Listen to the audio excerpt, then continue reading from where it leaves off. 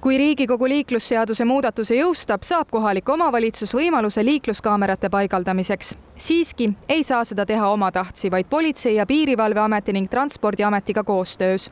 Kohalik omavalitsus, kes soovib kaamerat paigaldada, esitab Politsei- ja Piirivalveametile taotluse. Politsei- ja Piirivalveamet vaatab taotluse läbi, kooskõlastab selle Transpordiametiga, võttes sinna juurde nende arvamuse ja seejärel siis otsustatakse, kas siis see koht, mida kohalik omavalitsus on välja vaadanud, on mõistlik kaamera paigaldamiseks või mitte. Praegused hoiatustrahvi määrad on kehtinud muutumata kujul 2009. aastast alates.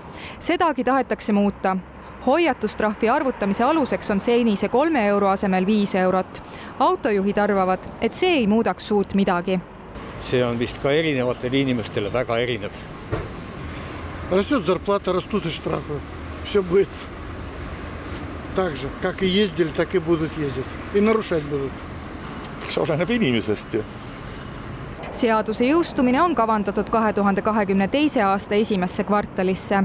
Kaamerad soetab ja haldab omavalitsus. Transpordiamet haldab andmekogu ja edastab andmed politseile ning politsei trahvib.